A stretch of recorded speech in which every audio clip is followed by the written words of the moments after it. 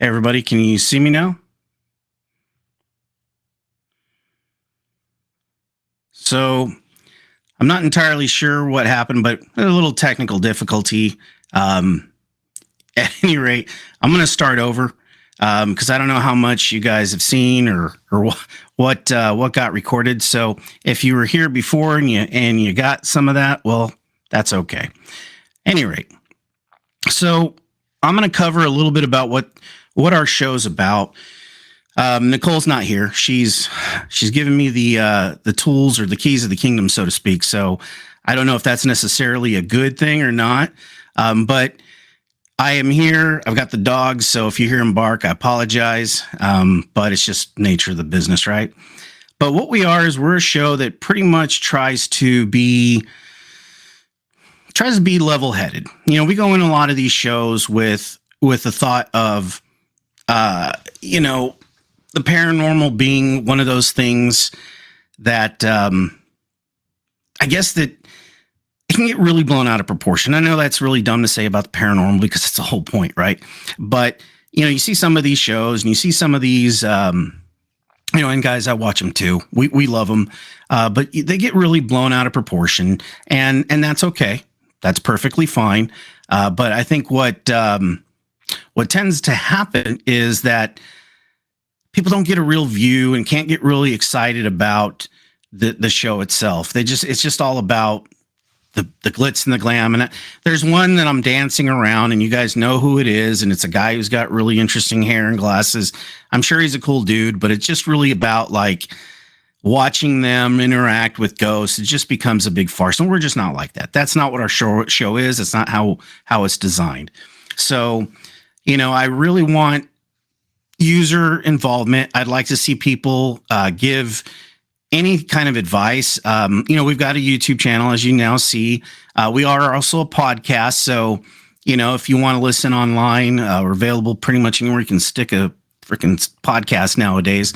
And we do have a website, gxparanormal.com. You can reach us there. We really like to have you guys involved as much as possible. We try to be as cutting edge as we can, and we call it Generation X because, guys, as you can probably tell, I am Generation X. And Amy, no, it's not a prerequisite for you to be a part of the channel. So at any rate, we really want some user engagement. The reason I'm doing this as a live is because, one, it's just another way to provide you guys some content and to kind of see us. A lot of our videos are just, voiceover video, which is fine. And we'll still continue to do a lot of that too. But, I think it's important that you guys get to know who we are. But at any rate, just kind of looking everything over. I've got a couple of people, looks like they're in, but yeah. So if you've clicked on it, you kind of know what this video is about. And I'm going to start over. And again, if you were here earlier and you hear it again, well, it's just good practice, right? So before I get into it, I'm not a subject matter expert on, Bermuda Triangle or anything of that nature. I am, however, pretty knowledgeable when it comes to naval aviation. I was in the Navy for a very long time. I was an aviation ordnanceman, which means I put the bombs and the missiles and the guns together and made an unscheduled flight lethal. So I know a thing or two about it. So when it comes to Bermuda Triangle, again, there's a ton of different topics you can go over. But for me, I have a very personal feeling towards Flight 19. And Flight 19, that's an interesting one, because when you think of Bermuda Triangle, a lot of people think of this particular incident, and there are maritime ones with boats and things like that too. But this is kind of one of the bigger events, because there was a lot of life loss on that one. Not to say that any life loss isn't worth anything. Definitely not trying to say that, but just it was quite an interesting event. So at any rate, I'm going to read this out to you. And again, feel free to jump in. I've got chat available. So if you got any questions, stop me and I'll keep an eye on it. So shortly after 2 p.m. on December 5th of 1945, 5 TMB Avenger torpedo bombers departed U.S. Naval Air Station of Fort Lauderdale for a routine navigational training flight with Lieutenant Charles C. Taylor acting as the flight leader. So there it is. It's a training mission, right? Um, it's interesting because if you know anything about what this is, and I'm about to mention it, there's a lot of interesting parallels. So Taylor was a seasoned naval aviator with some 2,500 flying hours and multiple World War II combat tours in the Pacific. So that's a pretty important piece of information there.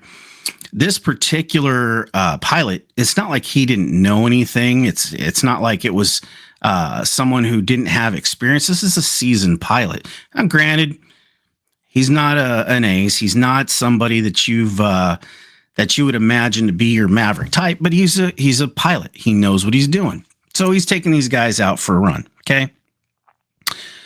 The aircraft was dubbed Flight 19, and they were to execute a navigation problem number 1, which was to fly from the East Florida coast, conduct bombing runs at places called Hens and Chicken Shoals, turn north, then proceed over Grand Bahama Island. Now, I don't know if you caught that, but the fact that this was a navigation training, navigation training simulation, that's pretty rough considering what happened to him. But I'll try not to get too, these were people, so I don't want to jump too much down their throats. But at any rate, the flight's last leg was to fly back to NAS Fort Lauderdale, and that was in the entire route. Now, the weather on that particular day was relatively normal, except for a few scattered showers.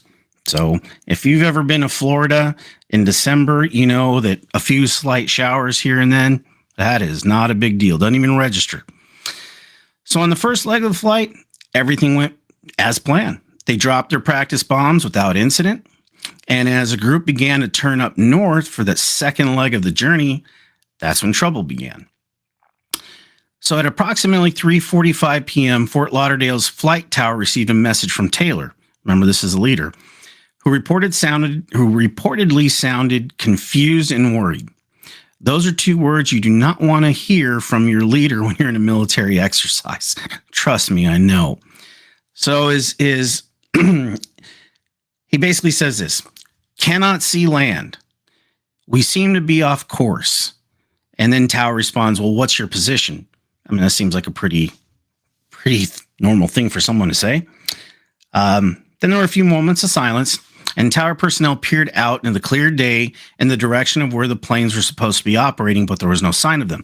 So really what that tells us is that the tower has a clear enough dead reckoning. By the way, dead reckoning, no instrumentation, you can see them. They got such clarity from that tower that they can look out. And that should tell us a lot about what the conditions were at that time. There should not have been much confusion. There should have just been, even with navigational issues, you can see where you're going. So that's a pretty big, important part. So going on, here's Taylor says, we cannot be sure where we are. Repeat, cannot see land. And I guess contact was lost for roughly about 10 minutes, which 10 minutes of air time and 10 minutes of fuel and 10 minutes of exhaustion, not knowing where you are.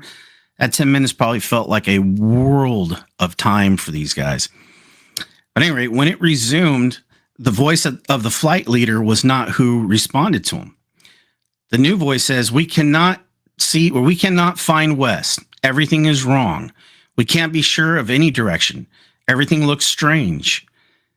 Even the ocean. That's interesting. Even the ocean. There was another delay, and then the tower personnel learned from intercept transmission that the flight leader had turned over his command to another pilot for unknown reasons. Yeah, I think that's a big one, because having a military background, and honestly, you probably don't even need to have a military background to realize that that's monumental. So you've got a leader of a training flight, right? He is turning over command of all these souls to somebody who is not of his capability. Now, we don't know. Could the guy had been sick? Or was he just trying to figure things out and told somebody else to radio in? Maybe, but that's pretty suspicious for somebody in a leadership position, especially doing this. But anyway, after 20 minutes of radio silence, a new leader's voice transmitted to the tower, but it was trembling, bordering on hysteria. We cannot tell where we are. Everything is, can't make anything out. Jarble or cut off anyway. We think we may be about 220 miles northeast of base. For a few moments, the pilot rambled incoherently before uttering the last words ever heard from Flight 19. It looks like we are entering white water. We're completely lost. Within minutes, the tower personnel scrambled 2 PBM Mariner flying boats, which if you've ever seen that, it's the boat or the aircraft that have kind of like the boat bottom on it. You can look it up, of course. At any rate, they were headed for Flight 19's last known estimated position, and after 10 minutes into the flight rescue, they checked in with tower. But that was the last time one rescue plane transmitted back to Fort Lauderdale's flight operations. Now, 6 aircraft with personnel vanished. For 5 days, the Coast Guard, Navy, and Naval Aviation personnel searched extensively in more than 2,500,000 square miles of Atlantic Gulf waters, but nothing was found. No aviators, no wreckage, no life raft, no oil slick, which keep in mind, this is 1945. So these aircraft, they're not what you're used to seeing today. They were good aircraft. There's nothing wrong with them, but they were kind of messy. They were leaked a ton of oil. Okay, for them to go down and not have a single sign of them, that is interesting, you know. But at any rate, so what we're going to see is that the Navy launched an investigation into the incident, but no conclusive evidence was found. 14 men were lost as a result of the Flight 19 tragedy, and 13 more were lost from the PBM Mariner attempted rescue. So that's kind of the history behind it. You know, without trying to get too deep into the woods on the military part, the military jargon or anything like that, you know, you look at these guys and they were training. I get it. And there were people that they were entrusted to lead them. That's scary all in its own right. When you put your faith and your livelihood and you put your life in another person's hands, that's always something that gives you some trepidation. Doesn't matter how strong of conviction you are. That is scary. So you get in this aircraft, right? And you guys taxi and you go through. First of all, you got to learn how to fly, and that's hard enough as it is. And then, you know, you get in the air with this leader he's a known combat veteran, and you think, well, I mean, this is pretty much an easy flight. I mean, granted, nothing's supposed to be easy, but for the most part, you got to figure it's pretty simple. Out there, drop some bombs, on your way back. When I was in, I can tell you that this sort of thing happened time and time and time again. On shore, while we were on the boat, underway. This was very average thing to do for aviation community. So to start going into it and you drop your bombs, and when you're starting on your way back for your leader to become confused, that would be very scary for these individuals. And it was also reported that Taylor's compasses went out. Now, keep in mind, they didn't obviously enjoy the GPS and all that stuff that we enjoy, right? This is 1945. But compasses did work, and it's not anything new. But for both compasses to go out completely, even for 1945, that is pretty rare. So rare that it warrants you to think about what could have actually happened. And not only that, but that wasn't the only compass in the air at that time. You had several other aircraft with compasses on it. Even if you're not a seasoned pilot, I know for sure one of the first things you learn in aviation is to learn how to read a compass while you're airborne. So that right there is telling of some really interesting things. So they fly, they get lost, and you can't blame it on not being able to see, because we can already prove that the tower knew where they were going. Everybody could see visually. That doesn't necessarily mean that they weren't lost, and that doesn't necessarily mean that they were scared. I'm sure they were, but there's a lot of telling in that part. So let's focus a little bit on what we think we know about Bermuda Triangle. Again, not a subject matter expert in the least, but what I can tell you is that I've been through it a few times. Most of the time when I've gone through, it's been choppy water. The Gulf Stream there is pretty outrageous. It can rock even an aircraft carrier. But I lived, and the triangle goes from Miami up to Bermuda, right, and then down to Puerto Rico. And what's interesting about that is that trade route right there is constantly being used, right? So if there was something truly paranormal, I know we would see more of it. And I'm not saying that we don't. There are plenty other stories out there. There's a Cyclops, and these are boats, in the Atlanta and a few different other ones. And for those individuals, they had families too. And I'm not trying to downplay that at all. Just that we travel this thing. This isn't something brand new. So you've got that going for you. Now, you've also got people who've been there and know that, or claims there have been rogue waves. Now, up until not too long ago, we thought that was just hearsay. We didn't know it for sure that it exists. Well, I'm here to tell you it exists. Could rogue waves be part of what's happening out there? Sure. Why couldn't it be? It's the ocean. There's Gulf Stream winds. Yeah, I mean, it's definitely plausible. And I think if you're into the paranormal, you have to accept the fact that anything's got to be plausible if you're trying to get to the truth, right? So that kind of explains maybe some of the things that happened to the boats, the maritime experience. Some of the boats that were lost, some wreckage was found, but we don't know what happened to them. And in some cases, the boat was found, but there was no crew. I have no idea what to tell you about that. Okay.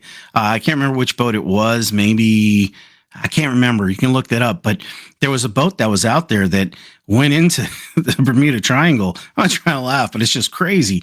And there was not a soul on site, and the boat was just a rogue boat out there, unmanned. That's freaking scary. I mean, yeah. So anyway, but to say that is alien, or that is another portal to another dimension, I don't know if that exists. It could, sure. If you're familiar with some of the developments at like Skinwalker Ranch, they talk about portals and different things, how you can come in between or in and out of dimensions. And maybe that's what happens. I don't know. I can tell you that I've been through it several times. I'm still here, and all my shipmates are still here for the most part. We're a little older now, but we're here. To say it's paranormal, I don't know that I agree with that. Now, keep in mind, I have a paranormal show. I believe in a lot of paranormal activity. But I guess we really got to think about what that term paranormal means. Paranormal just means different than normal, right? So we probably would be okay saying paranormal, but I don't think it's alien by nature. Here's my thought. Compasses.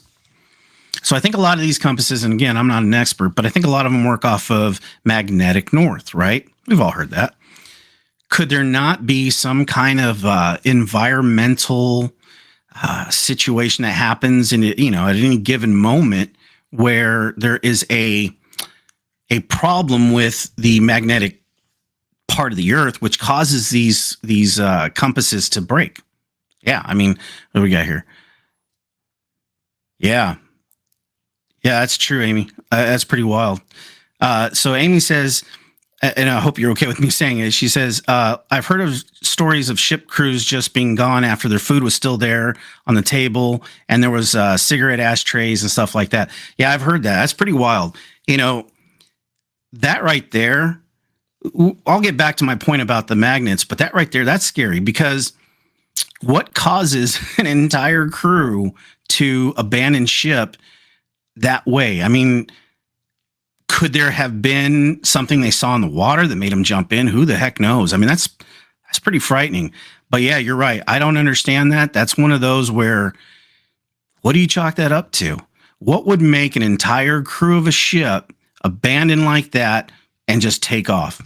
You know, those things we won't know, at least as far as I know anyway. But getting back to the magnetic thing, you know, with some of these particular magnetic compasses, if there's a spike or something that happens, that could throw off these compasses, right? So that would explain why the leader lost his two compasses and why none of the other compasses on that flight crew worked. Of course, this is all conjecture. We don't know for sure. We do know that he did report at one particular point, Taylor, that they didn't work. So let's unpack that a little bit. So you're flying along, you do this bombing run, everything's fine, and boom, you hit a spike of whatever, right? And now all of a sudden, none of your compasses work. Now you're trying to not only navigate for yourself, you're trying to navigate for everybody that's in your charge. You know that you have a finite amount of fuel. You have a finite amount of time to get to where you're going safely. Yeah, I'd be pretty worried about that time. But at no time does he really state that. He gives over power to younger pilot. And again, he may have just said, here, talk to these people while I figure out what the heck's going on. And that's very likely. But, you know, we don't know. We don't know for sure. So, yeah, they're flying along. They lose compass power. And I don't know why I said power. But they lose compass capabilities. And now there's a problem. So now you got to figure out where you're going. Well, I do know that even by some ability, well, I'll tell you this. I know that dead reckoning is something that they teach pilots, right? We know that. Yeah, I agree with you, Amy. There's definitely got to be an anomaly. I agree that, and that's kind of the point I'm making with that. But yeah, so they're flying around, and now they got to figure out how to get back, and they know they're on a time schedule at this point, and they're figuring that if you run out of fuel, where are you going to go?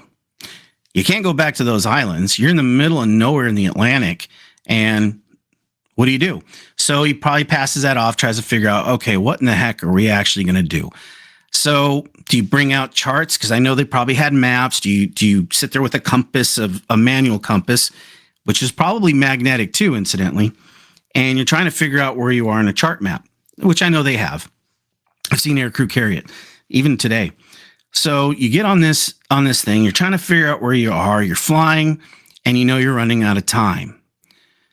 I think for me, I think what happened to these guys is there was probably a breakdown in communication between all the aircraft. I don't think that Taylor should have probably engulfed himself so much into maybe figuring out where they're going. Of course, this is all conjecture. I don't know that for sure.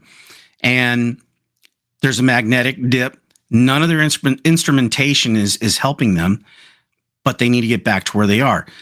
I think if they would have been a little bit better at communicating with the tower, maybe they could have figured out where they were and gotten back. But I'll say this, is all that's important. And while I personally am not of the camp of it's got to be aliens came and zipped them out of the sky, I guess I have a hard time believing that. Again, this is a guy who's got a paranormal channel, right? And I believe in a lot of paranormal, but I don't buy that. I think they crashed. They ran out of fuel. They bit the dust. And when they went down to a place that's so deep they can't even be reached. But the fact that there was no evidence, right? Hang on. We're going to be gentlemen, caught those small planes. Yeah, I think you're right, Amy. Yeah. So Amy says there wasn't an interview with a gentleman on one of those small planes They called single engine airplane. Yep. Yeah. So I think that was it was a guy in a prop plane. You're right. And I think if I remember right, he flies into like a cloud, right? I think it was like a clouded area, and he kind of has all these. I think the clouds do some like trippy things where it's different colors and everything. And keep in mind, I'm trying to remember this, but he jogged my memory. But he goes through it, and he goes forward in time, I think, if I remember right. So he claims to have gone through a wormhole, which is something absolutely, I think, plausible. I don't know if it's happening there, but I do think that's plausible. I mean, even Einstein has said that's a plausible thing. But yeah, you're right, Amy. That was an interesting story. I remember when that first came out. That was a pretty big deal because this person made it, right? He didn't die. He was there to tell the story, and he's able to see, and he was in a single engine airplane. Yeah, you're right. I remember that. Good call. But anyway, with the Flight 19 guys, I think they crashed, and I think they went so deep that it's going to be a hard time finding them. I do find it odd about the oil. Could they have ditched oil? I don't know. Would you even do that? What would be the purpose of that? I'm not sure. But again, I'm not a subject matter expert when it comes to the Bermuda Triangle. I am a subject matter expert, somewhat, of naval aviation. So they send an entire aircraft crew out to find these guys, and they don't make it. That one's interesting. That's the one that I think bothers me the most about this whole story, because you got these 13 guys that go out there, 14 guys that go out there, and they don't make it. And that's sad. That's very sad. And it's very questionable conditions as to why, right? Then you send another aircraft out with 13 souls aboard, right? And they're gone. They vanish. They're not seen again either. So while I have my hat on about, I don't think it's paranormal in the sense that it's alien. Maybe Amy's got a point. Maybe this single engine aircraft guy's got a point. Maybe they slipped into another parallel universe. There's a lot of strange things out there, right? We know that there is no way we would know everything. It's just impossible, right? So could this have happened where these aircraft went into a parallel dimension? You bet.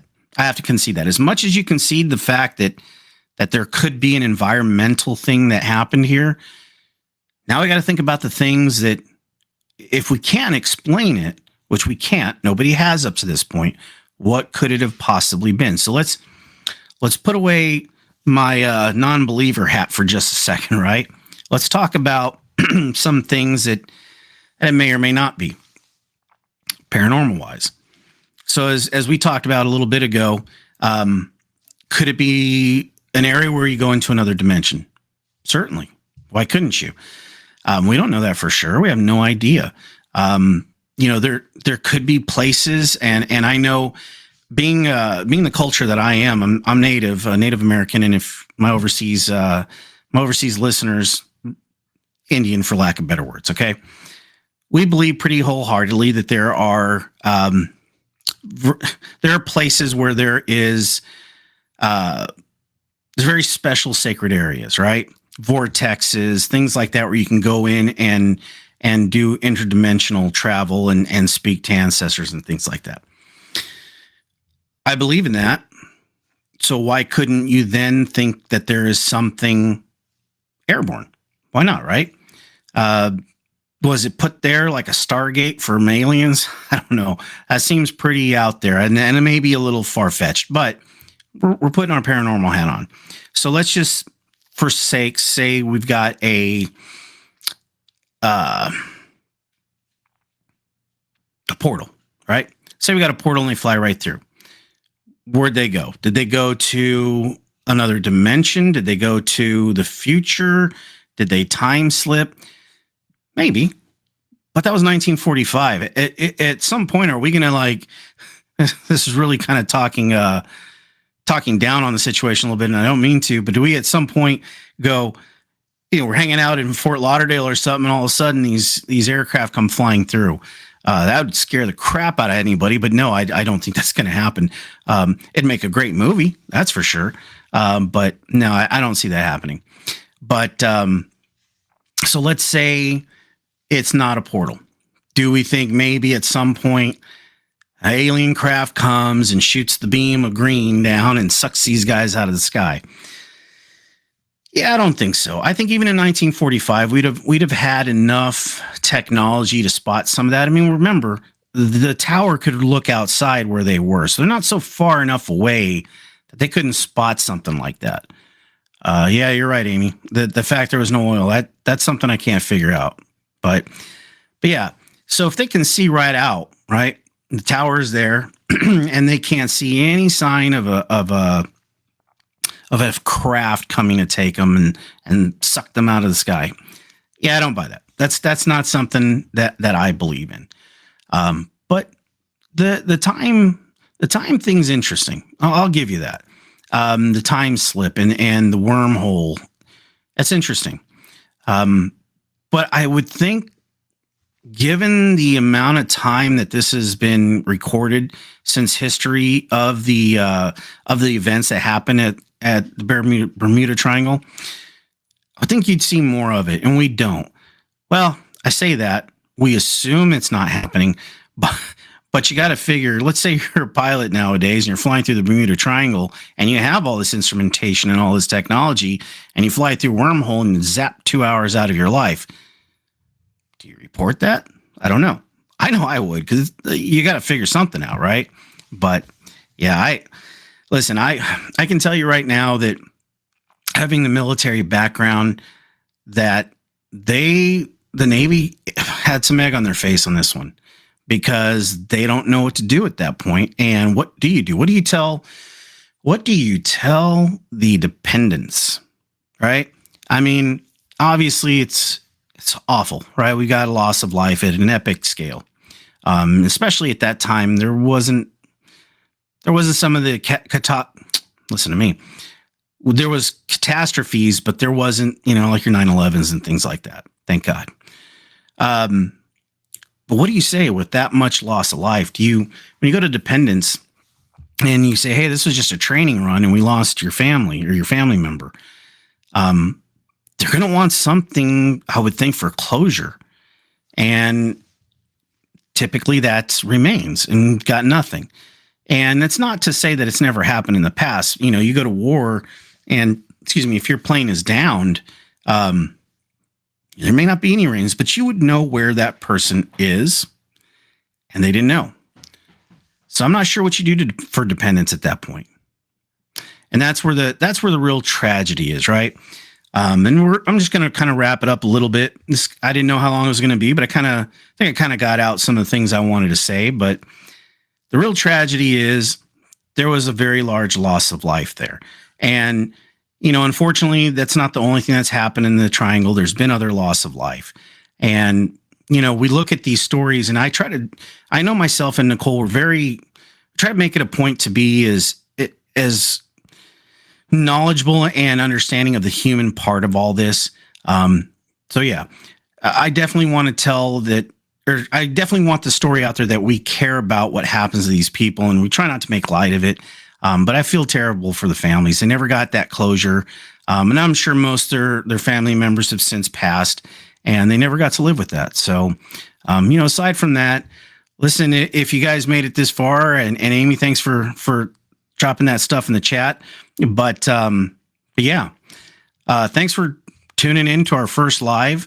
We'll do more of these. I just wanted to try something new, and we'll make some more videos. If you didn't catch the shorts or anything I did prior to this, there's some really cool stuff. I try to throw some shorts on out there from time to time. It's funny, the last one I put out, some pretty good responses on, but if you haven't checked that out, you should. This will be obviously in podcast form too. But listen, if you haven't subscribed already, please do so. We really enjoy having you guys along, and we'll start this up again next week. All right. Yeah. Again, give us comments, give us feedback. Let us know if there's some stories you want to talk about. There's one of the things that's great about the paranormal is that everybody goes through it, right? So, yeah, I think that's for me. I'll catch you guys later.